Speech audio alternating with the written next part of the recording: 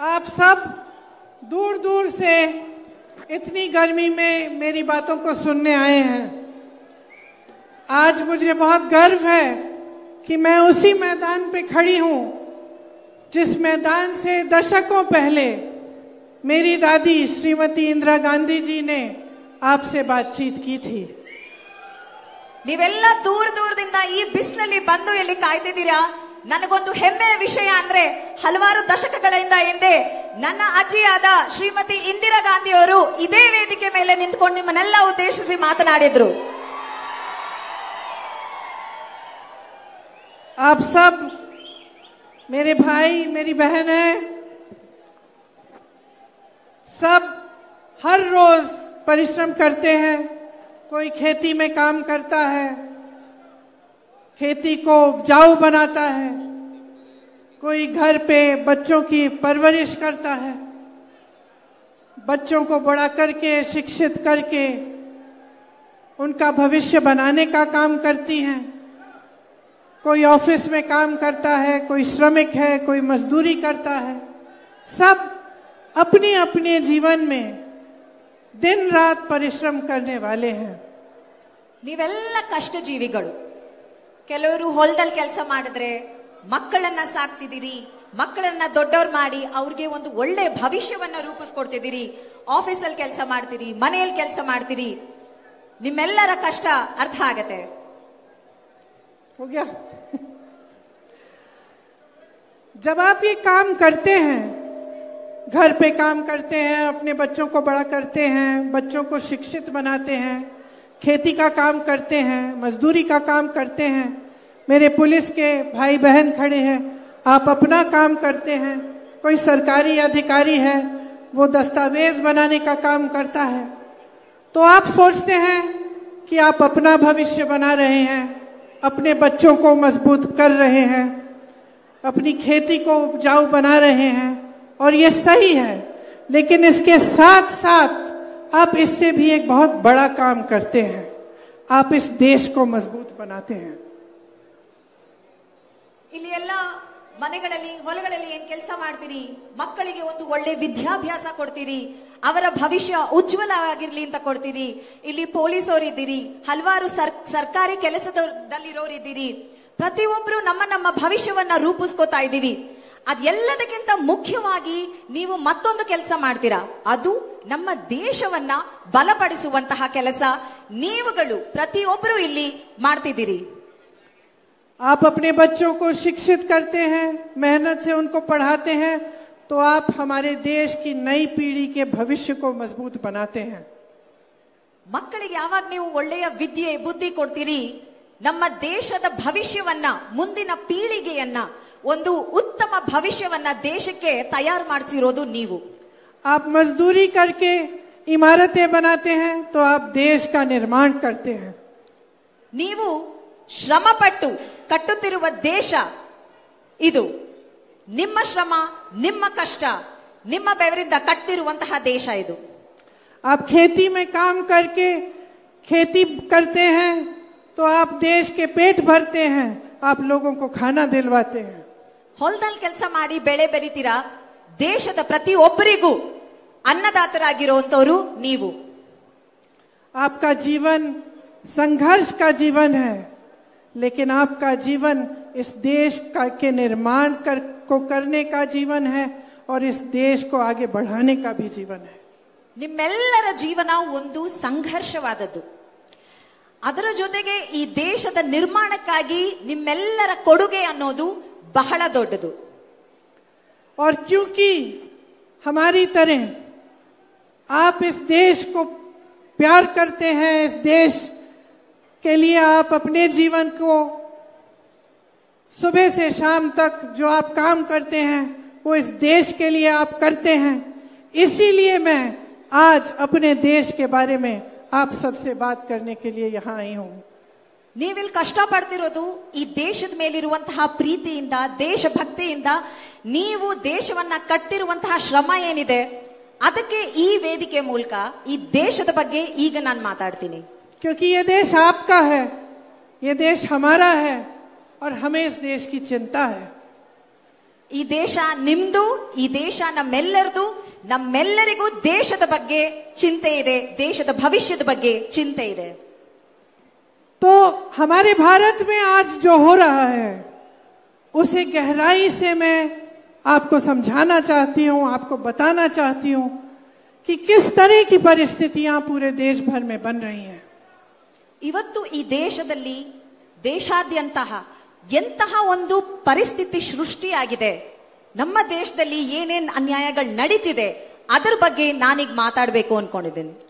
आज देश में दो अलग सच्चाइयां हैं. एक सच्चाई जिसका सामना आप कर रहे हैं, दिन रात मेहनत करने की, महंगाई बढ़ रही है, बेरोजगारी बढ़ रही है, एक ये सच्चाई है.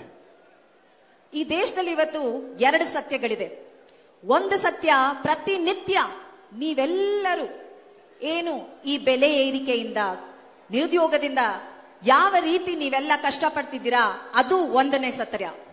और एक दूसरी सच्चाई जो आप टीवी पे देखते हैं, जहां आपको देश के मान सम्मान की बातें दिखाई जाती हैं, जहां आपको हमारे प्रधानमंत्री जी दिखते हैं जो अपनी पूरी शोहरत और शान के साथ आपको कहते हैं कि ये देश तेजी से आगे बढ़ रहा है. ಮತ್ತೊಂದು ಸತ್ಯ, ನೀವೆಲ್ಲ ಮಾಧ್ಯಮದಲ್ಲಿ ಏನ್ ನೋಡ್ತಿದ್ದೀರಾ ಅದು. ದೇಶದ ಬಗ್ಗೆ, ದೇಶದ ವೈಭೋಗದ ಬಗ್ಗೆ ಮಾತಾಡ್ತಾರೆ ಪ್ರಧಾನ ಮಂತ್ರಿಗಳು, ಅದು ಬರೀ ಮಾಧ್ಯಮದ ಸತ್ಯ ಮಾತ್ರ. आज हमारे देश में सबसे ज्यादा बेरोजगारी है 45 सालों से. ಇವತ್ತು ನಮ್ಮ ದೇಶದಲ್ಲಿ 45 ವರ್ಷದಲ್ಲಿ ಇಲ್ಲದಂತಹ ನಿರುದ್ಯೋಗ, ಅಷ್ಟು 45 ಕಳೆದ 45 ವರ್ಷದಲ್ಲಿ ಈ ವರ್ಷನೇ ಈ ಮಟ್ಟಕ್ಕೆ ನಮ್ಮ ದೇಶದಲ್ಲಿ ನಿರುದ್ಯೋಗ ಇರೋದು. हमारे 70 करोड़ भाई बहन आज बेरोजगार हैं. 70 ಕೋಟಿ ನಮ್ಮ ಅಣ್ಣ ತಮ್ಮ ಅಕ್ಕ ತಂಗಿಯರು ಇವತ್ತು ನಮ್ಮ ದೇಶದಲ್ಲಿ ನಿರುದ್ಯೋಗಿಗಳಾಗಿದ್ದಾರೆ. केंद्र में 30 लाख पद खाली पड़े हैं. ಕೇಂದ್ರ ಸರ್ಕಾರದಲ್ಲಿ 30 ಲಕ್ಷ ಸರ್ಕಾರಿ ಕೆಲಸಗಳು ಖಾಲಿ ಬಿದ್ದಿವೆ. आपसे बहुत बड़े बड़े वादे किए गए कि 2 करोड़ नौकरियां बनेंगी, सबको रोजगार मिलेगा, खेती से कमाई दुगनी होगी, लेकिन वो वादे पूरे नहीं हुए. ದೊಡ್ಡ ದೊಡ್ಡ ಮಾತುಗಳನ್ನ ಆಡಿದ್ರು ನರೇಂದ್ರ ಮೋದಿ ಅವರು. ವರ್ಷಕ್ಕೆ 2 ಕೋಟಿ ಕೆಲಸ ಕೊಡ್ತೀವಿ, ಎಲ್ಲರಿಗೂ ಕೆಲಸ ಸಿಗುತ್ತೆ, ರೈತರ ಆದಾಯ ದುಪ್ಪಟ್ಟಾಗತ್ತೆ ಅಂತ ಹೇಳಿದ್ರು. ಈ ಹಿಂದೆ ನರೇಂದ್ರ ಮೋದಿಗೆ ಯಾವ್ದಾದ್ರು ಆಗಿದ್ಯಾ? मेरी बहनें यहाँ बैठी हैं, आप जानती हैं कि महंगाई कितनी बढ़ गई है. आप जानती हैं कि जब आपको दुकान जाना पड़ता है कुछ खरीदने के लिए तो कितनी मुश्किल होती है. जब त्योहार आता है, कुछ नया खरीदना है, घर में लिपाई पुताई करनी है, तो कितनी मुश्किल से, कितनी मेहनत से आप उसको पैसों को कमा पा रही हैं और खर्चा करना कितना मुश्किल हो गया है आपके लिए. ಇಲ್ಲೆಲ್ಲ ಮಹಿಳೆಯರು ಕೂತಿದ್ದೀರಿ, ನನ್ನ ಅಕ್ಕ ತಂಗಿಯರು, ನೀವ್ ಯೋಚನೆ ಮಾಡಿ, ಈ ಬೆಲೆ ಏರಿಕೆಯಿಂದ ನಿಮ್ಗೆ ಸಂಸಾರ ನಡ್ಸಕ್ ಆಗ್ತಿದ್ಯಾ? ಒಂದು ಹಬ್ಬ ಹರಿದಿನ ಅನ್ನೋದಿಲ್ದೆ ಒಂದು ಸಿಹಿ ಮಾಡೋದಕ್ಕೆ ಅಥವಾ ಏನೋ ಒಂದು ಹೊಸದ್ ಖರೀದಿ ಮಾಡೋದಕ್ಕೂ ಇವತ್ತು ನಮ್ಮ ಜನರು ಕಷ್ಟ ಪಡ್ತಾ ಇದ್ದಾರೆ. पेट्रोल 100 पार हो गया है, डीजल 90 पार, सोना 73,000 रुपए पार, चांदी 90,000 रुपए पार, गैस के सिलेंडर के दाम आसमान छू रहे हैं. जहां जहां देखिए हर चीज का दाम बढ़ रहा है, कुछ सस्ता नहीं हुआ. ಪೆಟ್ರೋಲ್ ರೇಟ್ 100 ರೂಪಾಯಿ ಮೇಲಾಗಿದೆ, ಡೀಸೆಲ್ 90 ರೂಪಾಯಿ ಮೇಲಾಗಿದೆ, ಗ್ಯಾಸ್ ಸಿಲಿಂಡರ್ ಎಲ್ಲ ನಾವು ಹೇಳ್ಬೇಕಾಗಿಲ್ಲ ಯಾವ ಮಟ್ಟಕ್ಕೆ ಹೋಗಿದೆ ಅಂತ. ಚಿನ್ನ, ಬೆಳ್ಳಿ, ಪ್ರತಿ ಒಂದು ವಸ್ತುವಿನ ಬೆಲೆ ಇವತ್ತು ಆಕಾಶ ಮುಟ್ತಾ ಇದೆ. आपका जीवन, आपके संघर्ष बढ़ रहे हैं, तरक्की नहीं हो रही है, मुश्किलें ज्यादा हो रही हैं. ನೀವೆಷ್ಟೇ ಕಷ್ಟ ಪಡ್ತಾ ಇದ್ರು ಕಷ್ಟಗಳ ಮೇಲೆ ಕಷ್ಟ ಬರ್ತಾನೆ ಇದೆ, ನಿಮ್ಮ ಸಂಘರ್ಷ ಮಾತ್ರ ಹಾಗೆ ಇದೆ, ಕಷ್ಟಗಳು ಮಾತ್ರ ಜಾಸ್ತಿ ಆಗ್ತಾನೆ ಇದೆ. मेरे किसान भाइयों के लिए मुश्किल बढ़ रही है. एमएसपी नहीं मिलता, जीएसटी हर सामान पर है, महंगाई की वजह से आप कमा नहीं पाते हैं. ರೈತರು ಎದುರಿಸ್ತಿರುವಂತಹ ಕಷ್ಟ, ಮೊದಲನೇ ಕಷ್ಟ ಕನಿಷ್ಠ ಬೆಂಬಲ ದರ ನಿಮ್ಮ ಬೆಳೆಗಳಿಗೆ ಸಿಗದೆ ಇರೋದು. ನಂತರ ಜಿಎಸ್ಟಿ ಆಗ್ಬೋದು, ಪ್ರತಿ ಒಂದು ವಿಷಯದಲ್ಲೂ ರೈತರು ಬಹಳಷ್ಟು ಕಷ್ಟ ಪಡ್ತಾ ಇದ್ದಾರೆ. और इसके अलावा देश में एक अजीब सा सिलसिला शुरू हुआ है कि जो प्रधानमंत्री जी हैं और उनकी केंद्र की सरकार है, वो देश की सारी संपत्ति कुछ गिने चुने लोगों को दे रही है। ಇಲ್ಲೊಂದು ವಿಚಿತ್ರವಾದ ಕೆಲಸ ನಡೀತಿದೆ ಈ ಕೇಂದ್ರ ಸರ್ಕಾರದಲ್ಲಿ. ಪ್ರಧಾನ ಮಂತ್ರಿಗಳೇನ ಏನ್ ಮಾಡ್ತಿದ್ದಾರೆ, ದೇಶದ ಎಲ್ಲಾ ಆಸ್ತಿನೂ ಅವರ ಸ್ನೇಹಿತರು ಯಾರು ಬಂಡವಾಳಶಾಹಿಗಳಾಗ್ತಿದ್ದಾರೆ ಅವ್ರಿಗೆ ಮಾರ್ತಾ ಇದ್ದಾರೆ. मेरे किसान भाइयों के कर्ज माफ नहीं करेंगे, लेकिन बड़े बड़े उद्योगपतियों के 16 लाख करोड़ रुपयों का कर्ज माफ कर लेंगे. ನಮ್ಮ ರೈತರ ಸಾಲ ಮನ್ನಾ ಮಾಡೋದಕ್ಕಾಗೋದಿಲ್ಲ ಇವ್ರಿಗೆ. ಅದೇ ಈ ಬಂಡವಾಳಶಾಹಿಗಳು ಅವರ ಸ್ನೇಹಿತರಿದಾರಲ್ಲ ಅಂತವ್ರಿಗೆ 16 ಲಕ್ಷ ಕೋಟಿ ಸಾಲನ ಮನ್ನಾ ಮಾಡಿದ್ದಾರೆ. इस देश का लोहा, कोयला, बिजली, सड़कें, हवाई अड्डे, बंदरगाह, हाईवे, हमारे बड़े बड़े PSU की सब्सिडरीज सब अपने दोस्तों को सौंप दी है. ನಮ್ಮ ದೇಶದ ಆಸ್ತಿಯಾದಂತಹ ಕಬ್ಬಣ ಆಗ್ಬೋದು, ಇದ್ದಲಾಗ್ಬೋದು, ನಮ್ಮ ಏನು ನಮ್ಮ ಏರ್ಕ್ರಾಫ್ಟ್ ಏನಿತ್ತು ಏರ್ ಇಂಡಿಯಾ ಆಗ್ಬೋದು, ಪ್ರತಿ ಒಂದನ್ನು ಮಾರ್ತಾ ಇದ್ದಾರೆ. ನಮ್ಮ ದೇಶದ ಆಸ್ತಿಯನ್ನ PSUಗಳೇನಿದ್ವು ಪ್ರತಿ ಒಂದನ್ನು ಅವರ ಸ್ನೇಹಿತರಾದ ಬಂಡವಾಳಶಾಹಿಗಳಿಗೆ ಮಾರ್ತಾ ಇದ್ದಾರೆ. देश का किसान कर्ज में डूब रहा है. बेटी की शादी करनी होती है, कर्ज लेना पड़ता है. कुछ खरीदना पड़ता है खेती के लिए, कर्ज लेना पड़ता है. कर्ज में डूब रहा है, मुश्किलों से घिरा हुआ है, लेकिन उसका कर्ज माफ नहीं होता. सिर्फ बड़े बड़े उद्योगपतियों के लिए सब कुछ हो रहा है सरकार में. ರೈತರು ಸಾಲದಲ್ಲೇ ಮುಳುಗ್ತಾ ಇದ್ದಾರೆ. ಮಗಳು ಮದ್ವೆ ಮಾಡ್ಬೇಕು ಅಂದ್ರು ಸಾಲ ತಗೋಬೇಕು, ಹೊಲದಕ್ಕೆ ಏನೋ ಒಂದು ಬೆಳೆ ಬೆಳಿಬೇಕು ಅಂದ್ರು, ಹೊಲಕ್ಕೆ ಯಾವ್ದೋ ಒಂದು ಟ್ರ್ಯಾಕ್ಟರ್ ತಗೋಬೇಕು, ಏನೋ ತಗೊಳ್ಳೋದಕ್ಕೂ ಸಾಲ ಮಾಡಬೇಕು. ಈ ರೀತಿ ನಮ್ಮ ರೈತರು ಸಾಲದಲ್ಲೇ ಮುಳುಗ್ತಿರೋ ಸಮಯದಲ್ಲಿ ಇವತ್ತಿನ ಪ್ರಧಾನಮಂತ್ರಿಗಳು ಏನ್ ಮಾಡ್ತಿದ್ದಾರೆ, ಅವರ ಸ್ನೇಹಿತರು ಬಂಡವಾಳಶಾಹಿಗಳ ಸಾಲ ಮಾತ್ರನೇ ಮನ್ನಾ ಮಾಡ್ತಾ ಇದ್ದಾರೆ. ऊपर से जब जब विपक्ष के नेता आपके लिए आवाज उठाते हैं, आपके लिए आंदोलन करते हैं, तो उनको दबाया जाता है. ನಿಮ್ಮ ಪರವಾಗಿ ಯಾವುದೇ ವಿರೋಧ ಪಕ್ಷದ ನಾಯಕರು ಒಂದು ಧ್ವನಿ ಎತ್ತಿದ ತಕ್ಷಣ ಅವರ ಬಾಯನ್ನು ಮುಚ್ಚೋದಕ್ಕೆ ಹಲವಾರು ರೀತಿ ಪ್ರಯತ್ನಗಳು ಮಾಡ್ತಾರೆ. कांग्रेस पार्टी के बैंक के खाते बंद किए, दो मुख्यमंत्रियों को जेल में डाल दिया. सब तमाम जितने भी विपक्ष के नेता हैं उन पे आरोप लगा कर, उन पे छापा मार कर, उन पे केस लगाकर उनको कमजोर करने की कोशिश की है. ನಮ್ಮ ಕಾಂಗ್ರೆಸ್ ಪಾರ್ಟಿಯ ಬ್ಯಾಂಕ್ ಅಕೌಂಟ್ ನ ಸೀಸ್ ಮಾಡ್ತಾರೆ. ಇಬ್ರು ಮುಖ್ಯಮಂತ್ರಿಗಳು, ವಿರೋಧ ಪಕ್ಷದ ಇಬ್ರು ಮುಖ್ಯಮಂತ್ರಿಗಳನ್ನ ಅರೆಸ್ಟ್ ಮಾಡ್ತಾರೆ. ಎಲ್ಲಾ ವಿರೋಧ ಪಕ್ಷದ ನಾಯಕರುಗಳ ಮೇಲೆ ಕೇಸ್ಗಳು ಹಾಕೋದು, ರೇಡ್ಗಳು ಮಾಡಿಸೋದು, ಈ ರೀತಿ ಮಾಡಿ ನಮ್ಮ ಧ್ವನಿಯನ್ನ, ನಿಮ್ಮ ಪರ ನಾವೆತ್ತುವಂತಹ ಧ್ವನಿಯನ್ನ ನಿಲ್ಸೋದಕ್ಕೆ ಪ್ರಯತ್ನ ಮಾಡ್ತಾ ಇದ್ದಾರೆ.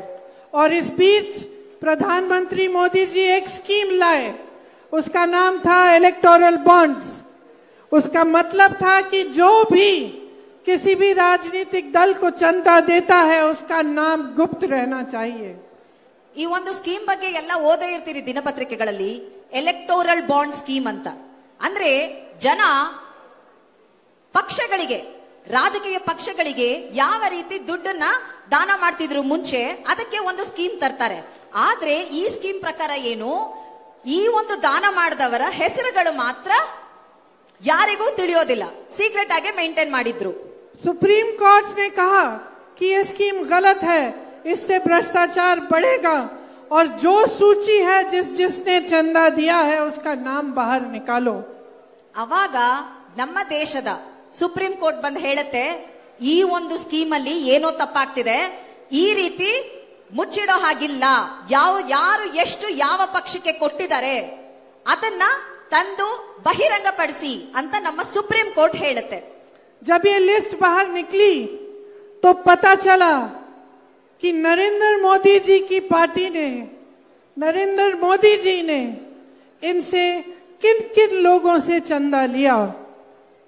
ಆ ಲಿಸ್ಟ್ ಆಚೆ ಬಂದ ಮೇಲೆ ಗೊತ್ತಾಯ್ತು ನರೇಂದ್ರ ಮೋದಿ ಅವರು ಯಾರ್ಯಾರ ಹತ್ರ ಚಂದ ವಸೂಲಿ ಮಾಡ್ಕೊಂಡಿದ್ದಾರೆ ಅಂತ. ಎಂತೆಂತವರು ಈ ಬಿಜೆಪಿ ಪಕ್ಷಕ್ಕೆ ಕೋಟ್ಯಾಂತರ ರೂಪಾಯಿ ಕೊಟ್ಟಿದ್ದಾರೆ ಅನ್ನೋದು ಸುಪ್ರೀಂ ಕೋರ್ಟ್ ಹೇಳಿದ ಮೇಲೆ, ಆ ಲಿಸ್ಟ್ ಬಹಿರಂಗ ಆದ ಮೇಲೆ ಗೊತ್ತಾಯ್ತು. पता चला कि जिन कंपनियों पे छापा मारा था, जिन पे केस डाले थे, उनसे चंदा लिया गया और जब चंदा मिल गया तो केस, वो छापे बंद हो गए. ಯಾವ್ಯಾವ ಕಂಪನಿಗಳ ಮೇಲೆ ಕೇಸ್ಗಳು, ರೇಡ್ಗಳಾಯ್ತಲ್ಲ, ಆ ಕಂಪನಿಗಳು ಬಿಜೆಪಿ ಪಕ್ಷಕ್ಕೆ ಚಂದ ಕೊಟ್ಟಿದ್ದಾರೆ. ಆ ದುಡ್ಡು ಬಂದಿದ ತಕ್ಷಣ ಇದು ಯಾವಾಗ ಗೊತ್ತಾಯ್ತು? ಸುಪ್ರೀಂ ಕೋರ್ಟ್ ಲಿಸ್ಟ್ ರಿಲೀಸ್ ಮಾಡಿದ್ಮೇಲೆ ಗೊತ್ತಾಗಿದೆ. ಇಂಥ ಕಂಪನಿಗಳು, ಭ್ರಷ್ಟ ಕಂಪನಿಗಳಿಂದ ದುಡ್ಡು ತಗೊಂಡು ಬಿಜೆಪಿ ಕೇಸ್ಗಳನ್ನೆಲ್ಲ ಮುಚ್ಚಿದೆ. ಆ ಕಂಪನಿಗಳು ಯಾರ್ಯಾರು ದುಡ್ಡು ಕೊಟ್ರೋ ಆ ಕಂಪನಿಗಳನ್ನ ಮುಚ್ಚ ಹಾಕಿದ್ದಾರೆ. पता चला कि ऐसी कंपनियां थी उस लिस्ट में जिनका मुनाफा कम था लेकिन चंदा ज्यादा दिया. ಎಷ್ಟೋ ಕಂಪನಿಗಳ ಲಾಭಕ್ಕಿಂತ ಹೆಚ್ಚು ದಾನ ಮಾಡಿದ್ದಾರೆ ಬಿಜೆಪಿಗೆ. ಅಂತ ಕಂಪನಿಗಳು, ಅಂತಹ ಭ್ರಷ್ಟ ಕಂಪನಿಗಳು ಲಿಸ್ಟ್ ಅಲ್ಲಿ ಇದೆ. आपको याद है जब नोटबंदी हुई थी तो प्रधानमंत्री जी ने आप सबको कहा था कि जो जो आपके पास नोट है आप बैंक ले जाइए. आप लाइन में खड़े हुए, आपको कहा कि ये देशभक्ति होगी आपकी, क्योंकि सारा काला धन वापस देश में आएगा. याद है आपको? ಡಿಮಾನಿಟೈಸೇಷನ್ ಅಂತ ಮಾತ್ರ ನೋಟ್ಬಂದಿ ನೆನಪಿದ್ಯಾ ಎಲ್ಲರಿಗೂ? ಎಲ್ಲರನ್ನು ಕ್ಯೂ ಅಲ್ಲಿ ನಿಲ್ಸಿದ್ರು. ಏನಂತ ಹೇಳಿದ್ರು? ದೇಶದಲ್ಲಿರೋ ಎಲ್ಲ ಕಪ್ಪು ಹಣನ ತಗೊಂಡ್ ಬರ್ತೀವಿ ಅಂತ ಹೇಳಿದ್ರು. ಇದು ದೇಶಭಕ್ತಿ, ದೇಶಕ್ಕೋಸ್ಕರ ನೀವೆಲ್ಲ ಕಷ್ಟಪಡಿ ಅಂತ ಹೇಳಿದ್ರು. उस समय कोई काला धन नहीं आया, लेकिन आज साफ दिख रहा है कि किस तरह से काले धन को सफेद करके इन्होंने अपनी पार्टी में चंदा दिलवाया. ಆ ಸಮಯದಲ್ಲಿ ನೀವೆಷ್ಟು ಕಷ್ಟಪಟ್ಟಿದ್ದೀರಿ, ಆದ್ರೂ ಯಾವ ಕಪ್ಪು ಹಣನೂ ಹಿಡಿಯಕ್ಕಾಗ್ಲಿಲ್ಲ ಅವರಿಗೆ. ಆದ್ರೆ ಇವತ್ತು ಕಾಣಿಸ್ತಾ ಇದೆ ಯಾವ ರೀತಿ ಅವರು ಎಲ್ಲ ಕಪ್ಪು ಹಣನ ಸರಿಯಾದ ನೈತಿಕ ಹಣವಾಗಿ ಕನ್ವರ್ಟ್ ಮಾಡಿದ್ದಾರೆ ಅಂತ. जो कंपनी 150 करोड़ से ज्यादा नहीं कमा रही है वो 1100 करोड़ की चंदा कैसे दे रही है? 1,000 ಕೋಟಿ ದುಡಿದಿರುವಂತ ಕಂಪನಿ 11,000 ಕೋಟಿನೂ ಕೊಡೋಕ್ ರೆಡಿ ಇದೆ. और पूरा हमला विपक्ष पर साध रहे हैं, कह रहे हैं रोज रोज कि विपक्ष भ्रष्ट है, हर नेता को भ्रष्ट कह रहे हैं. सच्चाई ये है कि वो पूरी तरह से भ्रष्ट है. ಈ ರೀತಿ ಅವರು ಮಾಡ್ತಿರುವುದನ್ನ ಮುಚ್ಚಾಕೋದಕ್ಕೆ ವಿರೋಧ ಪಕ್ಷದ ನಾಯಕರನ್ನ ಭ್ರಷ್ಟರನ್ನಾಗಿ ಕರೆದು ಇಡೀ ದೇಶದ ಎಲ್ಲಾ ವಿರೋಧ ಪಕ್ಷದ ನಾಯಕರು ಕೂಡ ಭ್ರಷ್ಟರು ಅಂತ ಕರೀತಾ ಇದ್ದಾರೆ. सच्चाई ये है कि इन्होंने देश को गुमराह किया है 10 सालों से.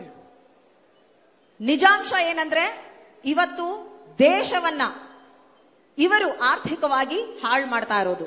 जब जब चुनाव आया तो आपके जज्बातों वाली बात की, जब जब चुनाव आया आपका ध्यान भटकाया, धर्म की बात की, जाति की बात की, कभी इधर की बात की, कभी उधर की बात की, लेकिन आपकी समस्याओं की बात कभी नहीं की. ಪ್ರತಿ ಸಲ ಬರ್ತಾರೆ, ಧರ್ಮದ ಮಾತಾಡ್ತಾರೆ, ಜಾತಿ ಮಾತಾಡ್ತಾರೆ, ನಿಮ್ಮ ಧ್ಯಾನವನ್ನ ಬೇರೆ ಕಡೆ, ಈ ಭ್ರಷ್ಟಾಚಾರದಿಂದ ಬೇರೆ ಕಡೆ ತಿರುಗಿಸಕ್ ಪ್ರಯತ್ನ ಪಡ್ತಾರೆ. ಆದ್ರೆ ಯಾವತ್ತಾದ್ರೂ ನಿಮ್ಮ ಕಷ್ಟದ ಬಗ್ಗೆ ಮಾತಾಡಿದಾರಾ? आज आप टीवी खोलते हैं, आपको दिखता है कि मोदी जी कह रहे हैं कि 400 पार, कि फिर से उनकी सरकार आएगी, कि उनको 400 सीट दे दीजिए. ಇವಾಗ ಬಂದು ಹೇಳ್ತಾರೆ 400ಕ್ಕೂ ಹೆಚ್ಚು ಸೀಟ್ಗಳನ್ನ ಕೊಡಿ ಬಿಜೆಪಿಗೆ, ಇನ್ನ ಮುಂದೆ ಮೋದಿ ಸರ್ಕಾರ ಇನ್ನ ಒಳ್ಳೆ ಕೆಲಸ ಮಾಡುತ್ತೆ ಅಂತ ಹೇಳ್ತಿದ್ದಾರೆ. इनके नेता तरह तरह की बातें कर रहे हैं. कोई कह रहा है कि जब हमें बहुमत मिलेगी तो हम संविधान को बदल डालेंगे. ಇವರ ರಾಜಕೀಯ ನಾಯಕರು ಎಂತೆಂತ ಮಾತುಗಳಾಡ್ತಿದ್ದಾರೆ ಅಂದ್ರೆ, ಕೆಲವರು ಬಂದು ಹೇಳ್ತಾರೆ ನಮಗ್ 400ಕ್ಕಿಂತ ಜಾಸ್ತಿ ಸೀಟ್ ಬರುತ್ತೆ, ನಮ್ಮ ಸಂವಿಧಾನವನ್ನೇ ನಾವು ಬದಲಾಯಿಸ್ತೀವಿ ಅಂತ ಹೇಳ್ತಿದ್ದಾರೆ. इन चीजों का क्या मतलब है? ಅರ್ಥ ಏನು? ಈ ತರ ಸಂವಿಧಾನನ ಬದಲಾಯಿಸ್ತೀವಿ ಅಂದ್ರೆ ಅರ್ಥ ಏನು? आप इस बात को गहराई से समझिए. आज जितने भी अधिकार आपके पास हैं, जितनी भी मजबूती इस देश के पब्लिक के पास है, वो संविधान ने दी है. ಒಂದು ವಿಷಯ ನಾವೆಲ್ಲ ತಿಳ್ಕೋಬೇಕಾಗಿರೋದಂದ್ರೆ, ಇವತ್ತು ನಮ್ಮ ಕೈಯಲ್ಲಿ ಜನರೇ, ಕರ್ನಾಟಕದ ಜನ, ದೇಶದ ಜನರೇ ಸಾರ್ವಭೌಮರು ಅಂತ ಹೇಳಿರೋದು ನಮ್ಮ ಸಂವಿಧಾನ. ನಮ್ಮ ಕೈಯಲ್ಲಿರುವಂತಹ ಅಧಿಕಾರ ಆಗ್ಬೋದು, ಹಕ್ಕಿರ್ಬೋದು, ಅದು ನಮ್ಮ ಸಂವಿಧಾನ ಕೊಟ್ಟಿರೋದು. और सबसे बड़ी शक्ति जो आपको इस संविधान ने दी है वो आपका वोट है. ಎಲ್ಲದಕ್ಕಿಂತ ಮುಖ್ಯವಾದ ಅಧಿಕಾರ ಅಥವಾ ಹಕ್ಕು ನಮ್ಮ ಸಂವಿಧಾನ ನಮಗೆ ಕೊಟ್ಟಿದ್ರೆ ಅದು ನಾವು ಹಾಕುವಂತಹ ಮತ, ನಾವು ಹಾಕುವಂತಹ ವೋಟ್. दूसरी शक्ति जो संविधान के द्वारा आपको मिलती है वो आरक्षण की शक्ति है. ಮತ್ತೊಂದು ಶಕ್ತಿ ನಮ್ಮ ಸಂವಿಧಾನ ನಮಗೆ ಕೊಟ್ಟಿರೋದು ಅದು ಅಧಿಕಾರ, ಆರಕ್ಷಣೆ ಅಂದ್ರೆ ಅಡ್ಮಿನಿಸ್ಟ್ರೇಷನ್. समानता, स्वतंत्रता आपको संविधान देता है. ನಮ್ಮ ಸಂವಿಧಾನ ನಮಗೆ ಒಂದು ಸ್ವತಂತ್ರವನ್ನ ನೀಡಿದೆ. जब ये लोग संविधान बदलने की बात करते हैं तो इनकी बात बहुत ध्यान से सुनिए, क्योंकि इस बात का सीधा असर आपके जीवन पे होगा. ಇದನ್ನ ನೀವೆಲ್ಲ ಬಹಳ ಮುಖ್ಯವಾಗಿ ಪರಿಗಣಿಸಬೇಕು. ಅವರು ಸಂವಿಧಾನ ಬದಲಾಯಿಸ್ತೀವಿ ಅಂದ್ರೆ ನಾವೀಗ ನಿಮಗೆ ಹೇಳ್ತಿರುವಂತಹ ಪ್ರತಿ ಒಂದು ಹಕ್ಕು, ವೋಟ್ ಆಗ್ಬೋದು, ರಿಸರ್ವೇಶನ್ ಆಗ್ಬೋದು, ಈ ಒಂದು ಸ್ವತಂತ್ರ ಆಗ್ಬೋದು, ಇದರ ಬಗ್ಗೆ ಮಾತಾಡ್ತಿದ್ದಾರೆ ಅವರು. ಸಂವಿಧಾನನ ಬದಲಾಯಿಸ್ತೀವಿ ಅಂದ್ರೆ ಇದನ್ನ ಬದಲಾಯಿಸೋದ್ರ ಬಗ್ಗೆ ಮಾತಾಡ್ತಿದ್ದಾರೆ ಅವರು. आज पूरा देश हैरान है कि इनकी बातें किस स्तर तक गिर चुकी हैं. ಇಡೀ ದೇಶಕ್ಕೂ ಗೊತ್ತಾಗ್ತಾ ಇದೆ ಇವ್ರ ಮಾತಲ್ಲಿ ಯಾವ ರೀತಿಯ ಒಂದು ನಿಜಾಂಶ ಇಲ್ಲ ಅನ್ನೋದು. लोगों के संकट इतने बड़े बड़े हैं, समस्याएं इतनी बड़ी बड़ी हैं. ಜನರ ಒಂದು ಕಷ್ಟ ಕಾರ್ಪಣ್ಯಗಳು, ಸಮಸ್ಯೆಗಳು ಎಷ್ಟು ದೊಡ್ಡ ದೊಡ್ಡದಾಗಿದೆ. लेकिन हमारे देश के प्रधानमंत्री को इसकी जानकारी नहीं है, उनको इसकी समझ ही नहीं है कि आप कितना संघर्ष कर रहे हैं. ಆದ್ರೆ ಪ್ರಧಾನ ಮಂತ್ರಿಗಳಿಗೆ ಮಾತ್ರ ಈ ನಿಜಾಂಶದ ಒಂಚೂರು ಅರಿವಿಲ್ಲ. ಅವ್ರು ಗೊತ್ತೂ ಇಲ್ಲ ನಿಮ್ಗೆ ನೀವು ಪ್ರತಿದಿನ ಪಡ್ತಿರುವಂತಹ ಕಷ್ಟ ಆಗ್ಬೋದು, ಎದುರಿಸ್ತಿರೋ ಸಮಸ್ಯೆಗಳ ಪರಿಗಣನೆ ನಮ್ಮ ದೇಶದ ಪ್ರಧಾನ ಮಂತ್ರಿಗಳಿಗೆ ಇಲ್ಲ. एक जमाना होता था जब इंदिरा जी जैसे प्रधानमंत्री आपके बीच आते थे, आपके गांव में आते थे, आपके घरों में आते थे, आपके साथ बैठते थे, आपकी समस्याओं को सुनते थे, समझने की कोशिश करते थे. ಒಂದು ಸಮಯ ಇತ್ತು, ನಮ್ಮ ದೇಶದ ಪ್ರಧಾನ ಮಂತ್ರಿಗಳು ಜನಗಳ ಮಧ್ಯ ಬರ್ತಿದ್ರು, ನಿಮ್ ಹಳ್ಳಿಗಳಿಗೆ ಬರ್ತಿದ್ರು, ನಿಮ್ ಮನೆ ಬಾಗ್ಲಿಗೂ ಬಂದು ನಿಮ್ ಸಮಸ್ಯೆಗಳೇನು ಅಂತ ಆಲಿಸ್ತಾ ಇದ್ರು. ಅಂತಹ ಒಂದು ಪ್ರಧಾನ ಮಂತ್ರಿಗಳನ್ನು ಈ ದೇಶ ನೋಡಿದೆ. और वो जमाना मैंने देखा है जब प्रधानमंत्री होते हुए भी किसी गरीब के घर चले गए किसी गांव में, तो उनको ये हक था उस गांव वाले को कि वो डांट लेते प्रधानमंत्री को, कह देते कि आपने मेरा काम नहीं किया, और प्रधानमंत्री नाराज नहीं होते, वो श्रद्धा से कहते कि मैं आपका काम करके आपको दूंगा. ಒಂದ್ ಸಮಯ ಇತ್ತು, ಯಾವುದೋ ಒಂದು ಹಳ್ಳಿಯಲ್ಲಿ ಯಾವುದೋ ಒಂದು ಮನೆಯಲ್ಲಿ ಒಬ್ಬ ರೈತ ಕೂಡ ಒಂದು ಲೆಟರ್ ಬರೆದು ಪ್ರಧಾನಮಂತ್ರಿಯ ಒಂದು ಧ್ಯಾನವನ್ನ ಸೆಳ್ಕೋಬಹುದಿತ್ತಂತೆ. ಅವಾಗ ಪ್ರಧಾನಮಂತ್ರಿಗಳು ಕೋಪಿಸ್ಕೋತಾ ಇರ್ಲಿಲ್ಲ. ಅವರಿಗೆ ಅವರ ಕಷ್ಟವನ್ನ ಅರ್ತು ನಾನ್ ನಿಮ್ಮ ಸಮಾಧಾನ ಹೇಳ್ತಿದ್ರಂತೆ. ನಿಮ್ಮ ಕೆಲಸ ಏನೇ ಇದ್ರು ಮಾಡ್ಕೊಡ್ತೀವಿ ಅಂತ ಪ್ರಧಾನಮಂತ್ರಿಗಳು, ಆ ಕಾಲದ ಪ್ರಧಾನಮಂತ್ರಿಗಳು ಮಾಡ್ತಿದ್ದಂತಹ ಕೆಲಸ. एक जमाना था जब देश में एक नेता खड़ा होता था तो देशवासी उससे ये आशा रखते थे कि वो एक नैतिक इंसान होगा, उससे नैतिकता की आशा रखते थे. ಒಂದು ಸಮಯ ಇತ್ತು, ನಮ್ಮ ದೇಶದ ಜನತೆ ಒಂದು ರಾಜಕೀಯ ನಾಯಕರನ್ನ, ಒಂದು ನೈತಿಕತೆ ಉಳ್ಳುವಂತಹ ವ್ಯಕ್ತಿಯನ್ನ ಮಾತ್ರನೇ ನಾವು ರಾಜಕೀಯ ನಾಯಕರನ್ನಾಗಿ ಚುನಾಯಿಸ್ತಾ ಇದ್ವಿ. आज देश के सबसे बड़े नेता नैतिकता को छोड़ के नाटक करते हैं आपके सामने. ಇವತ್ತು ದೇಶದ ಅತಿ ಉನ್ನತ ಸ್ಥಾನದಲ್ಲಿ ಇರುವಂತವರು ನೈತಿಕತೆ ಬಿಟ್ಟು ಬರೀ ನಾಟಕ ಆಡ್ತಾ ಇದ್ದಾರೆ. एक जमाना था जब हम अपने नेताओं से ये उम्मीद रखते थे कि वो सत्य के पथ पे चलेंगे. ಒಂದ್ ಸಮಯ ಇತ್ತು, ನಾವೆಲ್ಲ ನಮ್ಮ ದೇಶದ ರಾಜಕೀಯ ನಾಯಕರು ಒಂದು ಸತ್ಯದ ದಾರಿಲೇ ನಡೀತಾರೆ ಅನ್ನುವಂತಹ ನಂಬಿಕೆ ಇದ್ದಂತಹ ಒಂದು ಸಮಯ ಅದು. आज देश के सबसे बड़े नेता अपनी सत्ता दिखाने निकलते हैं, अपनी शान, अपनी शोहरत दिखाते हैं, लेकिन सत्य के पथ पर नहीं चलते. ಇವತ್ತಿನ ರಾಜಕೀಯದ ನಾಯಕರು, ಅತಿ ದೊಡ್ಡ ಸ್ಥಾನದಲ್ಲಿರೋರು ಸತ್ಯದ ದಾರಿಯಲ್ಲಿ ನಡೀತಿಲ್ಲ, ಬರೀ ಅಧಿಕಾರದ ದರ್ಪ ತೋರಿಸ್ತಾರೆ, ತಮ್ಮ ಒಂದು ವೈಭೋಗದ ಜೀವನವನ್ನ ತೋರಿಸ್ಕೊಂಡು ಓಡಾಡ್ತಿದ್ದಾರೆ ಹೊರತು ಸತ್ಯ ದಾರಿಯಲ್ಲಿ ಮಾತ್ರ ನಡೀತಿಲ್ಲ. एक जमाना था जब नेता में परोपकार होता था, सेवा की भावना होती थी. आज हम देश के सबसे बड़े नेता में सिर्फ अहंकार देख रहे हैं. ಒಂದ್ ಸಮಯ ಇತ್ತು, ನಮ್ಮ ದೇಶದ ಪರಂಪರೆ ಏನಂದ್ರೆ ರಾಜಕೀಯದವರು ಸತ್ಯದ ದಾರಿಯಲ್ಲಿ ನಡೆಯೋರು ಒಂದು ಸೇವಾ ಮನೋಭಾವನೆ ಇಟ್ಕೊಂಡಿರ್ತಿದ್ರು. ಆದ್ರೆ ಇವತ್ತಿನ ಈ ಒಂದು ರಾಜಕೀಯ ನಾಯಕ ಅಹಂಕಾರದಿಂದಾನೇ ನಡೀತಾ ಇದ್ದಾರೆ.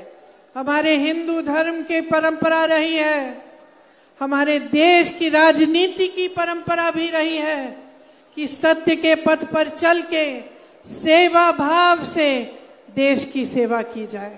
ನಮ್ಮ ಹಿಂದೂ ಪರಂಪರೆ ಆಗ್ಬೋದು, ನಮ್ಮ ದೇಶದ ರಾಜಕೀಯ ಪರಂಪರೆ ಆಗ್ಬೋದು, ಒಬ್ಬ ನಾಯಕನಲ್ಲಿ ನಾವೆಲ್ಲ ಕಾಣೋದು ಒಂದು ಸತ್ಯದ ದಾರಿಯಲ್ಲಿ ಅವ್ರು ನಡಿಬೇಕು, ಒಂದು ಸೇವಾ ಮನೋಭಾವ ಇಟ್ಕೊಂಡು ಅವರೆಲ್ಲ ನಡಿಬೇಕು ಅಂತ.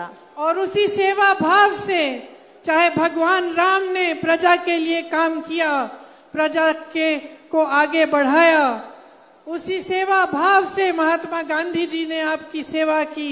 और जितने भी प्रधानमंत्री आए, मैं कह सकती हूँ किसी भी पार्टी के रहे, उनके दिलों में भी देश की जनता के प्रति श्रद्धा होती थी और सेवा भाव होता था. ಶ್ರೀರಾಮನು ಕೂಡ ಇದೇ ಸೇವಾ ಮನೋಭಾವದಿಂದ ಸತ್ಯಧಾರಿಲಿ ನಡೆದವರು. ಹಾಗೆ ಈ ದೇಶದ ಎಲ್ಲಾ ಪ್ರಧಾನಮಂತ್ರಿಗಳು ಇದುವರೆಗೂ ಒಂದು ಸತ್ಯದ ದಾರಿ ಬಿಟ್ಟು, ನೈತಿಕತೆನ ಬಿಟ್ಟು ನಡೆದಿಲ್ಲ. लेकिन आज नरेंद्र मोदी जी की सरकार में, उनके 10 सालों के राज में सिर्फ झूठों का बोलबाला है. ಆದ್ರೆ ಈ ಒಂದು 10 ವರ್ಷದ ಆಡಳಿತ ಏನು ನರೇಂದ್ರ ಮೋದಿ ಅವರ ನೇತೃತ್ವದಲ್ಲಿ ನಡೀತು, ಅದರ ಬರೀ ಸುಳ್ಳಿನ ಒಂದು ಸರಮಾಲೆ ಇರುವಂತಹ ಸರ್ಕಾರ.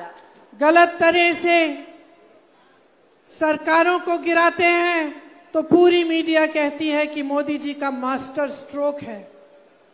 ತಪ್ಪು ದಾರಿಯಲ್ಲಿ ಅಧಿಕಾರವನ್ನ ಕಿತ್ಕೊಳ್ಳೋದು, ಸರ್ಕಾರನ ಬೀಳಿಸೋದು, ಈ ರೀತಿ ಮಾಡ್ತಾರೆ. ಮಾಧ್ಯಮದವರು ಅದನ್ನೇ ನರೇಂದ್ರ ಮೋದಿ ಅವರ ಮಾಸ್ಟರ್ ಸ್ಟ್ರೋಕ್ ಅಂತ ಹೇಳ್ತಾರೆ. किसी की हिम्मत नहीं होती कि वो निंदा करें, कि वो कहें कि लोकतंत्र के सारे असूल तोड़ के इन्होंने सरकार को गिराया है. ಯಾರು ಆ ಧೈರ್ಯ ಮಾಡ್ತಿಲ್ಲ. ಇವರು ಈ ಸರ್ಕಾರವನ್ನ ಬೀಳಿಸಿರೋದು ಅನೈತಿಕತೆಯಿಂದ, ಅಸಾಂವಿಧಾನಿಕವಾಗಿ ಇವರು ಈ ಸರ್ಕಾರನ ಬೀಳಿಸಿರೋದು ಅಂತ ಪ್ರಶ್ನೆ ಮಾಡುವಂತಹ ಒಂದು ಧೈರ್ಯ ಯಾರು ಮಾಡ್ತಾ ಇಲ್ಲ. 100 करोड़ देके विधायकों को खरीदते हैं तो सब कहते हैं कि देखिए ऐसा काम सिर्फ मोदी कर सकते हैं. 100 ಕೋಟಿ ಕೊಟ್ಟು ನಾಯಕರನ್ನ ಖರೀದಿ ಮಾಡ್ಕೋತಾರೆ. ಅವಾಗ ಮಾಧ್ಯಮದವ್ರು ಹೇಳ್ತಾರೆ, ನೋಡಿ ನರೇಂದ್ರ ಮೋದಿ ಅವ್ರು ಮಾತ್ರನೇ ಇಂಥ ದೊಡ್ಡ ಕೆಲಸ ಮಾಡಕ್ಕಾಗೋದು ಅಂತ. चुनाव के समय रोजगार की बात नहीं करते, महंगाई को कम करने की बात नहीं करते, आपकी शिक्षा की सुविधाओं की बात नहीं करते, स्वास्थ्य सुविधाओं की बात नहीं करते, भड़काऊ बातें करते हैं, ध्यान भटकाने वाली बातें करते हैं और सारी मीडिया दंडवत होकर उनके साथ लगी रहती है.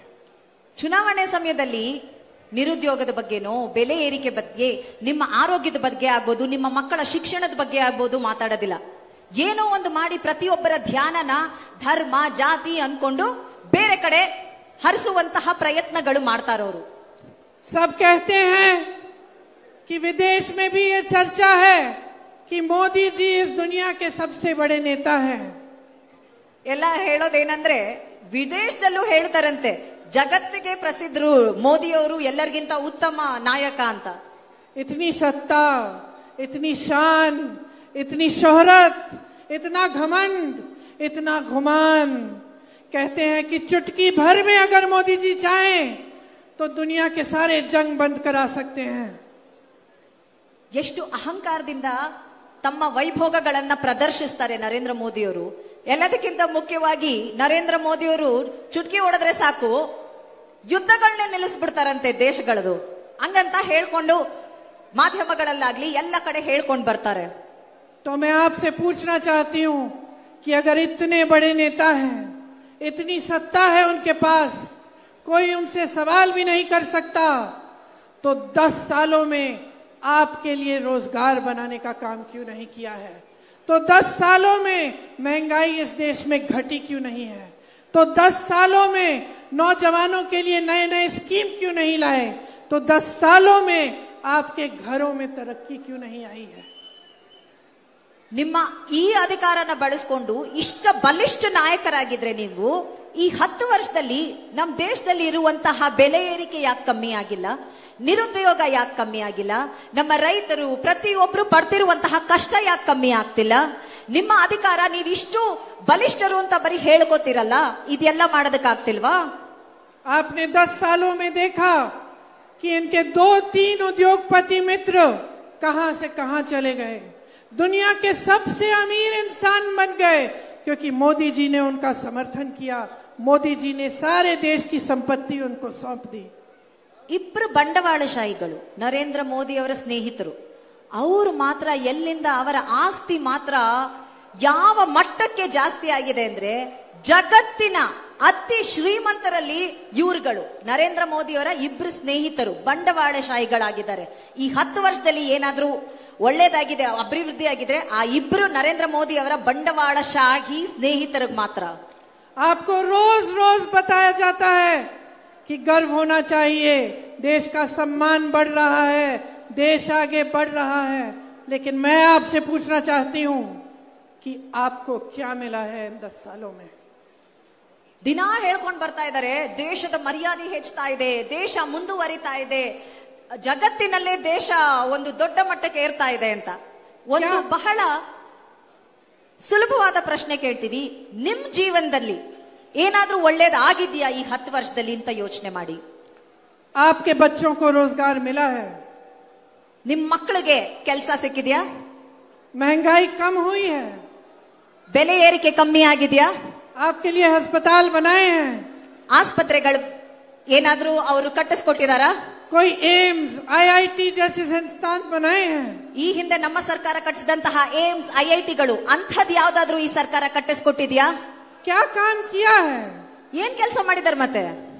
और अगर इतना काम किया है जैसे ये लोग कहते हैं, तो 10 सालों के बाद जब आपके सामने खड़े होते हैं और चुनाव में आपका वोट मांगते हैं, तो अपने काम के आधार पर क्यों नहीं मांग रहे हैं? धर्म के आधार पर क्यों मांग रहे हैं? जाति के आधार पर क्यों मांग रहे हैं? आपके जज्बातों के आधार पर क्यों मांग रहे हैं? ನಿಜವಾಗ್ಲೂ ಅವ್ರು ಈ 10 ವರ್ಷದಲ್ಲಿ ಕೆಲಸ ಮಾಡಿದಿದ್ರೆ ಈ ರೀತಿ ರಾಜಕೀಯ ವೇದಿಕೆಗಳಲ್ಲಿ ನಿಂತ್ಕೊಂಡು ನಾವಿಷ್ಟು ಕೆಲಸ ಮಾಡಿದೀವಿ, ಇದರ ಆಧಾರದ ಮೇಲೆ ನಮಗೆ ವೋಟ್ ಹಾಕಿ ಅಂತ ಕೇಳ್ತಿದ್ರು. ಧರ್ಮದ ಆಧಾರದ ಮೇಲೆ ಕೇಳ್ತಿದ್ರಾ? ಜಾತಿ ಆಧಾರದ ಮೇಲೆ ಕೇಳ್ತಿದ್ರಾ ವೋಟ್ನ? ಇಲ್ಲ, ಅವ್ರು ನಿಜವಾಗ್ಲೂ ಕೆಲಸ ಮಾಡಿದ್ರೆ ಕೆಲಸದ ಆಧಾರದ ಮೇಲೆ ಕೇಳ್ತಿದ್ರು. यहाँ सूखा पड़ा, कर्नाटका की सरकार ने मोदी जी की सरकार से मदद मांगी. सिद्धरामैया जी बैठे हैं, उनसे पूछिए, 1 रुपया मदद नहीं मिला. ಇಲ್ಲಿ ನಮ್ಮ ರಾಜ್ಯಕ್ಕೆ ಬರಬೇಕಾಗಿರುವಂತಹ ಅನುದಾನವನ್ನ ನಮ್ಮ ಮುಖ್ಯಮಂತ್ರಿಗಳಾದ ಸಿದ್ದರಾಮಯ್ಯನವರು ಹಲವಾರು ಬಾರಿ ನಮ್ಮ ದೇಶದ ಪ್ರಧಾನಮಂತ್ರಿಗಳಿಗೆ ಲೆಟರ್ ಬರೆದಿದ್ದಾರೆ, ಕೇಳಿದ್ದಾರೆ. 1 ಪೈಸಾ ಇದುವರೆಗೂ ಬಿಡುಗಡೆ ಮಾಡಿಲ್ಲ. रायचूर में कितने लंबे समय से एम्स की मांग है, कोई सुनवाई नहीं हुई, आज तक उसका नाम भी नहीं आया. ರಾಯಚೂರಲ್ಲಿ ಬಹಳಷ್ಟು ವರ್ಷಗಳಿಂದ ಒಂದು ಏಮ್ಸ್ ಕಟ್ಟಿಸ್ಕೊಡ್ಬೇಕು ಅನ್ನುವಂತಹ ಒಂದು ಬೇಡಿಕೆ ಇದೆ. ಇದುವರೆಗೂ ಅದರ ಬಗ್ಗೆ ಒಂದು ಕೂಡ ಉಸಿರೇ ಎತ್ತುತ್ತಾ ಇಲ್ಲ, ಅವರು ಅದ್ರ ಬಗ್ಗೆ ಮಾತಾಡೋದು ಇಲ್ಲ. कलासा बंडूरी नाला परियोजना से आप सबको पानी का पीने का पानी मिलता, वो अब तक मंजूर ही नहीं हुआ है केंद्र से. ನಿಮ್ಮ ಮನೆಗಳಲ್ಲಿ ಕುಡಿಯುವ ನೀರಿಗಾಗಿ ಮಾಡಿದಂತಹ ಯೋಜನೆಯಿಂದ ಯಾರು ಕೂಡ ಫಲಾನುಭವಿಗಳಿಲ್ಲ, ಯೋಜನೆ ಮಾತ್ರ ಇದೆ. अपर भद्रा परियोजना से चित्रदुर्गा, तुमकुरू, दावणगेरे और चिकमंगलुरु को पानी देने की योजना थी. आज तक केंद्र सरकार ने उसके लिए पैसा नहीं दिया. ಅಪ್ಪರ್ ಭದ್ರಾ ಯೋಜನೆಯಿಂದ ಚಿತ್ರದುರ್ಗ, ದಾವಣಗೆರೆ, ತುಮಕೂರಿಗೆ ಕುಡಿಯುವ ನೀರನ್ನ ಯೋಜನೆ ಬರಬೇಕಿತ್ತು, ಅದು ಕೂಡ ಇದುವರೆಗೂ ಆಗಿಲ್ಲ. कर्नाटका की टैक्स में हिस्सेदारी को घटाकर 62,000 करोड़ रुपए का नुकसान कराया है इस प्रदेश का. ಕರ್ನಾಟಕದ ಟ್ಯಾಕ್ಸ್ 12,000 ಕೋಟಿ ಹೋಗ್ತಾ ಇದೆ ಸೆಂಟ್ರಲ್ ಗವರ್ಮೆಂಟ್.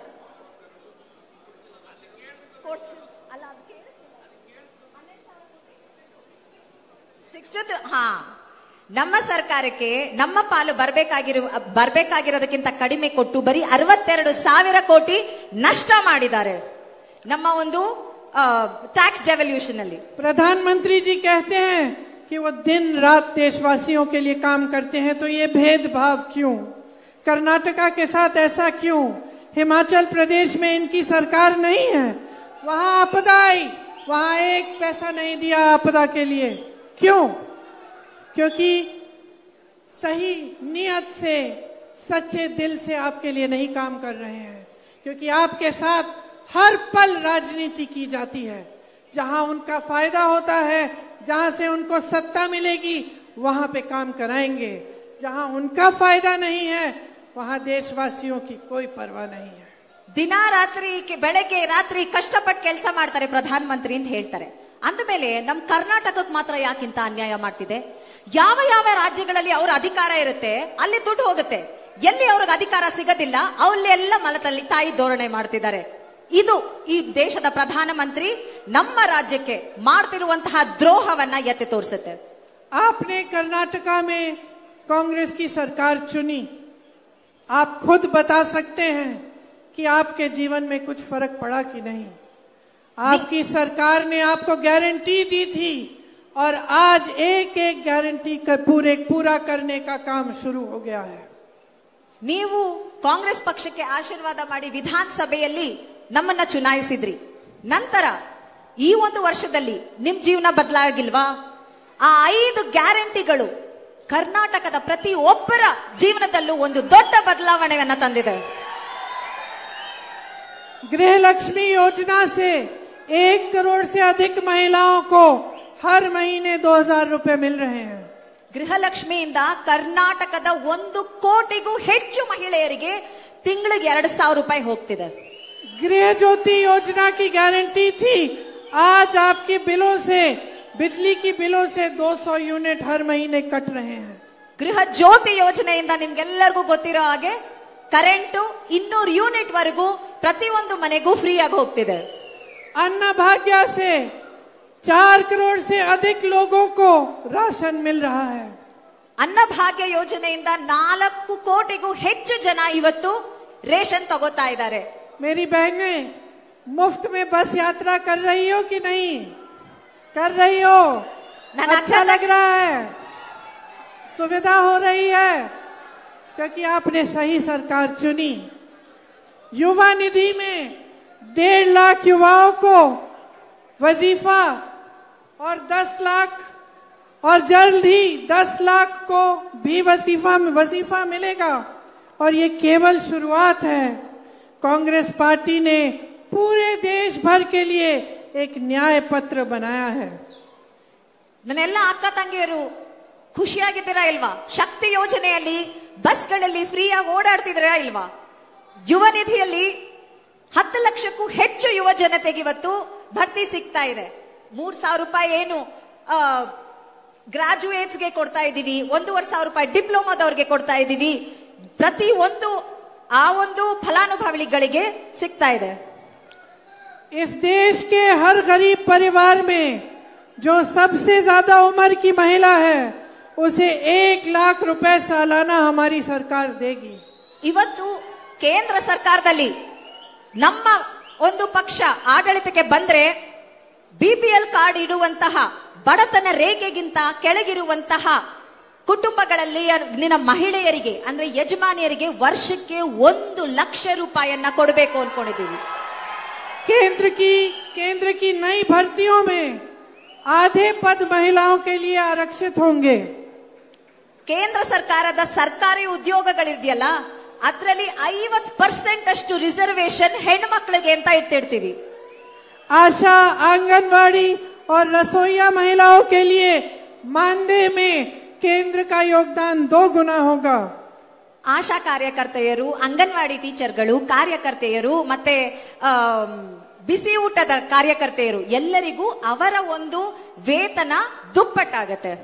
25 लाख तक स्वास्थ्य की सारी सुविधाएं आपके लिए मुफ्त होंगी. ಪ್ರತಿ ಕುಟುಂಬಕ್ಕೂ 25 ಲಕ್ಷದಷ್ಟು ಹೆಲ್ತ್ ಇನ್ಶೂರೆನ್ಸ್ ಅಂದ್ರೆ ಆರೋಗ್ಯ ವಿಮೆ ಸಿಗುತ್ತೆ. 30 लाख सरकारी पद आज खाली हैं. मोदी जी के राज में ये 10 सालों से इतने पद खाली हैं, लेकिन किसी ने भरने का काम नहीं किया. कांग्रेस ये गारंटी दे रही है कि इन पदों को भरा जाएगा, इनमें भर्ती की जाएगी.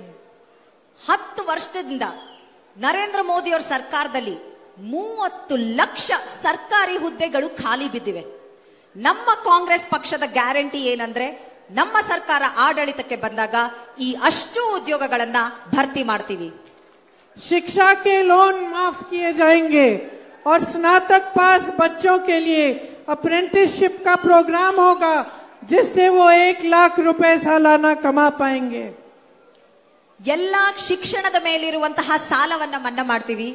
ಜೊತೆಗೆ ಸ್ನಾತಕೋತ್ತರ ಪದವೀಧರರೇನಿದ್ದಾರೆ ಅವರಿಗೆ 1 ವರ್ಷಕ್ಕೆ 1 ಲಕ್ಷ ರೂಪಾಯಿಯಷ್ಟು ಏನು ವೃತ್ತಿ ಧನದ ಒಂದು ಕೆಲಸವನ್ನ ಗ್ಯಾರಂಟಿ ಆಗಿ ಕೊಡ್ತೀವಿ.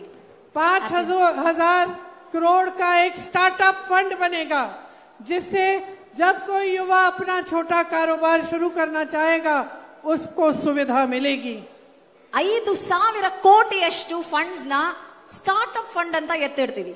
ಯಾವ ನಮ್ಮ ಯುವ ಜನತೆ ಒಂದು ಹೊಸ ಉದ್ಯಮವನ್ನ ಸೃಷ್ಟಿ ಮಾಡಬೇಕು, ಶುರು ಮಾಡಬೇಕು ಅಂತ ಇರ್ತಾರೆ, ಅವರಿಗೆ ಸಹಾಯ ಧನವಾಗಿ ಈ 5,000 ಕೋಟಿಯಷ್ಟು ಧನವನ್ನ ಅವರಿಗೋಸ್ಕರ ಎತ್ತಿಡ್ತೀವಿ. अग्निवीर जैसे स्कीम जो रोजगार के लिए और नौजवानों के लिए घातक हैं, उनको खत्म किया जाएगा और जैसे पहले सेना में भर्ती होती थी उसी तरह से की जाएगी। ಅಗ್ನಿವೀರ್ ಸ್ಕೀಮ್ ಏನ್ ತಂದಿದ್ರು ನರೇಂದ್ರ ಮೋದಿ ಅವರು, ದೇಶದಾದ್ಯಂತ ಅದರ ವಿರುದ್ಧ ಏನು ನಮ್ಮ ಯುವ ಜನತೆ ಹೋರಾಡಿದ್ರು ಅದನ್ನ ನಿಲ್ಲಿಸ್ತೀವಿ. ಈ ಹಿಂದೆ ಭಾರತೀಯ ಸೇನೆಯಲ್ಲಿ ಯಾವ ರೀತಿ ನೇಮಕಾತಿ ಆಗ್ತಿತ್ತೋ ಅದೇ ರೀತಿ ನೇಮಕಾತಿ ಮಾಡ್ತೀವಿ.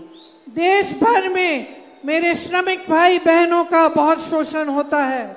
कांग्रेस पार्टी ये गारंटी दे रही है कि उनके स्वास्थ्य के अधिकार को कानून बनाएंगे, उसका कानूनी गारंटी होगा और जांच से इलाज तक वो इसका फायदा उठा पाएंगे।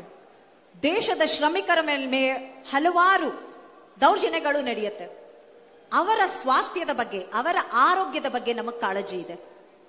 ಅದನ್ನ ಅವರ ಆರೋಗ್ಯದ ತಪಾಸಣೆಯಿಂದ ಆರೋಗ್ಯ ಸರಿ ಹೋಗೋವರೆಗೂ ಏನೇ ಕಾಯಿಲೆ ಇದ್ರು ಅದರ ಒಂದು ಜವಾಬ್ದಾರಿಯನ್ನ ಅವರ ಹಕ್ಕು ಅಂತ ನಮ್ಮ ಸರ್ಕಾರ ನೀಡುತ್ತೆ.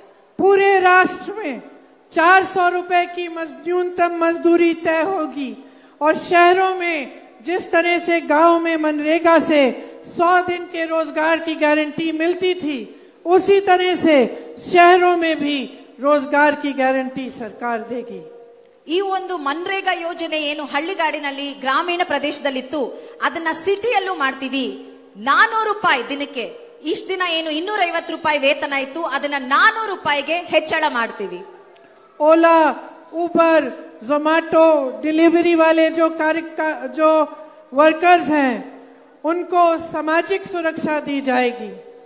ಓಲಾ, ಊಬರ್ ಈ ರೀತಿ ಏನು ನಮ್ಮ ಯುವ ಜನತೆ ಕೆಲಸ ಮಾಡ್ತಿದ್ದಾರೆ ಈ ಕಂಪನಿಗಳಲ್ಲಿ, ಅವರಿಗೆ ಏನು ಒಂದು ಸಾಮಾಜಿಕ ಭದ್ರತೆ ಇಲ್ಲ, ಅಂಥವರಿಗೂ ಕೂಡ ಒಂದು ನೀತಿಯನ್ನ ಸೃಷ್ಟಿಸಿ ಸಾಮಾಜಿಕ ಭದ್ರತೆಯನ್ನ ಕೊಡ್ತೀವಿ.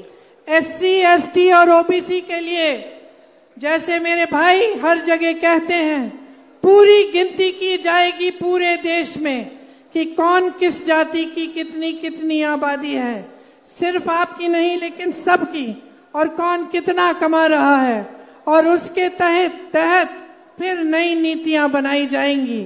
आरक्षण की सीमा 50% से बढ़ाया जाएगा और SC, ST का सब प्लान लागू किया जाएगा. SC, ST के लिए विशेष बजट जारी किया जाएगा और काडू गोला समाज को ST का दर्जा दिया जाएगा. ಜಾತಿ ಗಣತಿಯನ್ನ ಇಡೀ ದೇಶದಲ್ಲಿ ನಡೆಸ್ತೀವಿ. ಹಿಂದುಳಿದ ವರ್ಗಗಳು, ಪರಿಶಿಷ್ಟ ಪಂಗಡ, ಪರಿಶಿಷ್ಟ ಜಾತಿಯವರು, ಪ್ರತಿಯೊಂದು ಸಮುದಾಯದವರು ಎಷ್ಟು ಜನ ಇದ್ದಾರೆ, ಸಾಮಾಜಿಕವಾಗಿ, ಶೈಕ್ಷಣಿಕವಾಗಿ, ಆರ್ಥಿಕವಾಗಿ ಯಾವ ಸಮುದಾಯ ಎಷ್ಟು ಮುಂದುವರೆದಿದೆ ಅನ್ನುವಂತಹ ಒಂದು ಗಣತಿ ನಡೆಸಿ ನಮ್ಮ ನೀತಿಗಳು ಈ ಒಂದು ಗಣತಿಯ ರಿಪೋರ್ಟ್ ಪ್ರಕಾರನೇ ಮಾಡಿ ಎಲ್ಲರ ಒಂದು ಸಾಮಾಜಿಕ ನ್ಯಾಯವನ್ನ ಸ್ಥಾಪಿಸೋದಕ್ಕೆ ಅಂತ ಮಾಡ್ತೀವಿ. SC, ST ಸಬ್ ಪ್ಲಾನ್, SC, ST ಅವ್ರಿಗೋಸ್ಕರನೇ ಒಂದು ಸೆಪರೇಟ್ ಬಜೆಟ್ ಮಾಡ್ತೀವಿ. ಎಲ್ಲದಕ್ಕಿಂತ ಮುಖ್ಯವಾಗಿ ಒಂದು ಸಂವಿಧಾನದ ತಿದ್ದುಪಡಿ ಮಾಡಿ 50% ಗಿಂತ ಹೆಚ್ಚು ರಿಸರ್ವೇಶನ್ ನ ಚೇಂಜ್ ಮಾಡ್ತೀವಿ. मेरे किसान भाई बहनों के लिए MSP का कानून बनेगा और खेती के सारे सामान GST से मुक्त होंगे. ನಮ್ಮ ರೈತರಿಗೋಸ್ಕರ ಕನಿಷ್ಠ ಬೆಂಬಲ ದರವನ್ನ ಪ್ರತಿಯೊಂದು ಬೆಳೆಗೂ ನಾವು ಅವರ ಹಕ್ಕು ಅಂತ ಕೊಡ್ತೀವಿ. ಎಲ್ಲದಕ್ಕಿಂತ ಮುಖ್ಯವಾಗಿ ಕೃಷಿಯನ್ನ GST ಇಲ್ಲದಿರೋ ಹಾಗೆ, ಕೃಷಿ ಕ್ಷೇತ್ರದಲ್ಲಿ GST ಇಲ್ಲದಿರೋ ಹಾಗೆ ಮಾಡ್ತೀವಿ. खेती के लिए नई आयात निर्यात नीति बनेगी, भूमिहीनों को जमीन दी जाएगी, न्यूनतम मजदूरी 400 रुपए की खेती में भी होगी और एक स्थायी कृषि ऋण माफी आयोग बनेगा, जिससे जब जब आपको ऋण माफ कराना होगा आप करा पाएंगे। फसल का नुकसान उसका जो भुगतान है आज आपको नहीं मिलता, आपको 30 दिन के अंदर अंदर जब आपके फसल का नुकसान होगा तो 30 दिन के अंदर अंदर पूरा भुगतान किया जाएगा।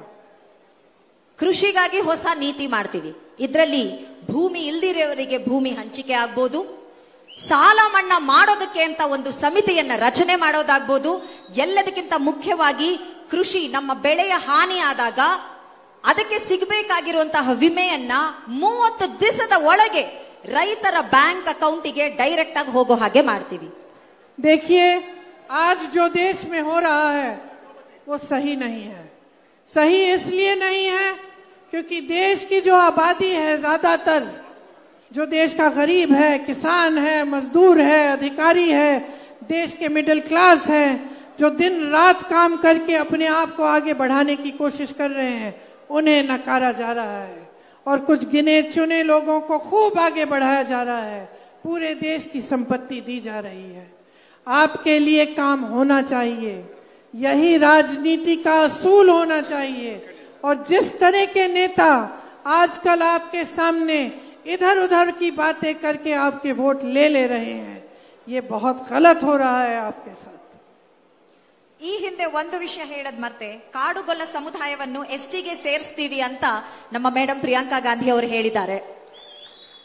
ನಮ್ಮ ದೇಶದಲ್ಲಿ ಇರುವಂತಹ ಕ್ಷಮಿಕರು, ರೈತರು, ಮಹಿಳೆಯರು, ಪ್ರತಿ ಒಂದು ಹಿಂದುಳಿದ ಸಮುದಾಯ ಆಗ್ಬಹುದು, ಒಂದು ಕಷ್ಟಪಡ್ತಿರುವಂತಹ ಸಮುದಾಯ ಆಗ್ಬಹುದು, ನಿಮ್ಮ ವೋಟ್ ನ ಮಾತ್ರನೇ ಈ ಹಿಂದಿನ ಸರ್ಕಾರ ಕೇಳುತ್ತೆ, ಆದ್ರೆ ನಾವು ನಿಮ್ಮ ಧ್ವನಿಯಾಗಿರ್ತೀವಿ, ನಿಮ್ಮ ಉದ್ಧಾರಕ್ಕೋಸ್ಕರ, ನಿಮ್ಮ ಅಭಿವೃದ್ಧಿಗೋಸ್ಕರ ನಾವು ಮಾಡ್ತೀವಿ ನಮ್ಮ ನೀತಿಗಳನ್ನ।